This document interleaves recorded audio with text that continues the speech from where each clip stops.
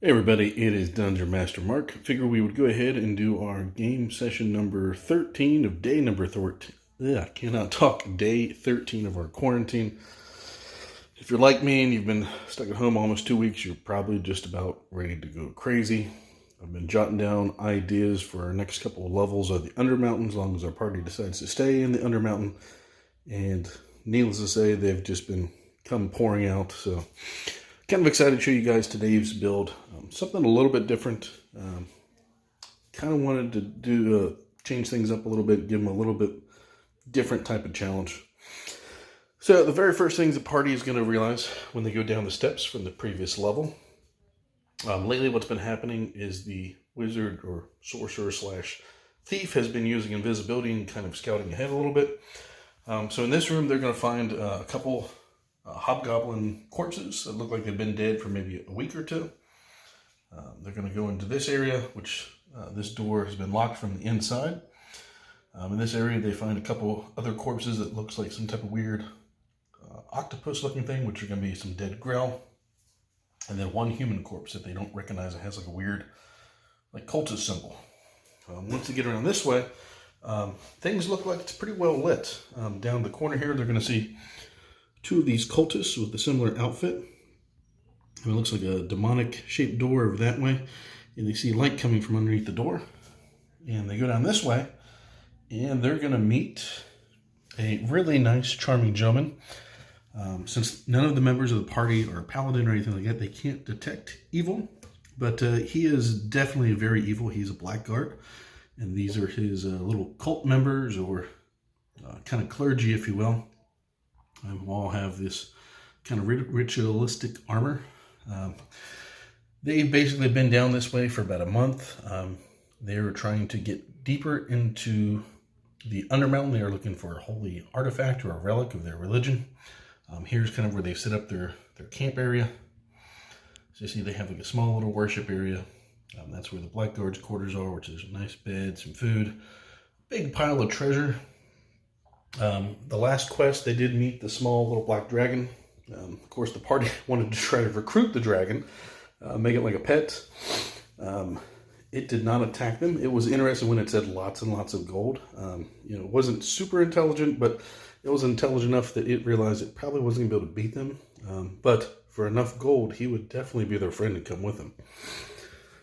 So, if they did get enough gold, they might be able to recruit the dragon.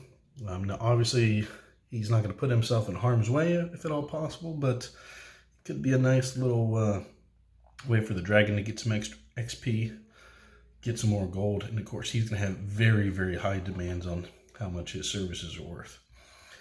Over this way, the blackguard actually has a key to this door, and a second key to this door, and this is actually a worship area. And of course, there's a symbol of death on the floor, which is also like a fresco that's been etched in.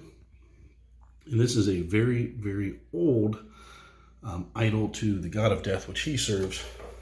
Which, if they do like a knowledge religion check, they're going to find out that that version of the deity is a very, very old, kind of a cast shoot from the main version of the god of death now that the same gentleman worships. But he does believe he's on the right path. And over this way, there's going to be a little lever that is capable of opening up these two little doors. I'm kind of trying to decide what I want to have in there.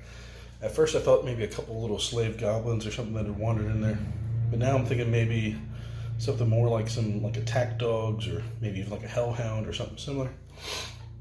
Now, granted, the blackguard probably will not use that on the party because he is kind of thinking more along the lines of using them as cannon fodder.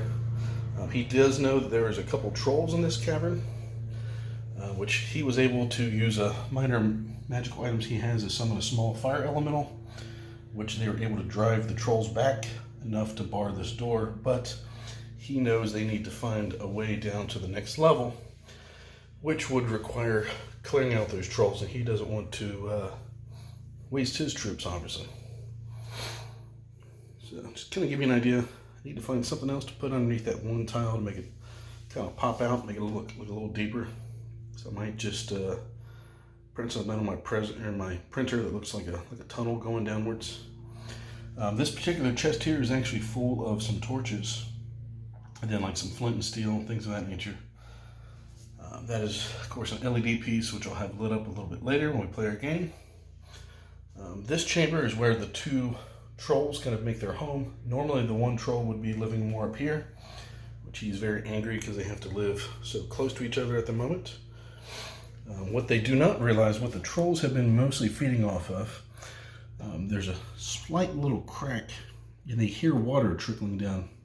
So every once in a while these, they're like medium-sized crabs, but they'll come crawling out, and of course the trolls are able to survive off eating those crabs. If the party is able to widen that hole, they'll be able to go in that way. This is basically water trickling from down below, and then there's a small pool with like a little whirlpool where it goes down into some type of underground water cavern. In case the party wants to investigate that, they do have a couple water breathing items that will last enough that they can find to the chamber below. And of course we have some type of magical summoning portal, which we'll see if the wizard can figure out exactly what that was used for at some point. Basically what I'm going to use it for is if you cast any type of divine magic, I'm sorry, not divine, divining magic, or like divination, things of that nature, it's going to make the spell much more powerful. And of course there's also going to be like a small little sinkhole, which will go into some type of insect burrows, in case the party wants to investigate those. But basically we're giving the party 3 different methods of descending.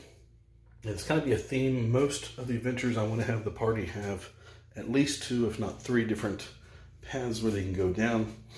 That way it kind of gives them an opportunity to make some decisions, and then we'll also be able to vary things up. So if they want to go back a level and investigate a different tunnel, they're able to do that also.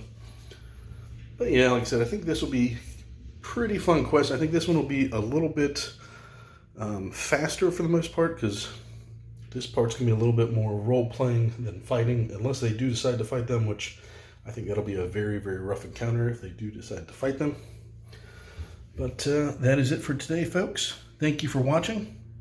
I'm going to go ahead and put some more little furnishings and a couple dead corpses and stuff in here, and we will get this ready to go for this beautiful Saturday game. Thanks for watching, everybody. Bye-bye.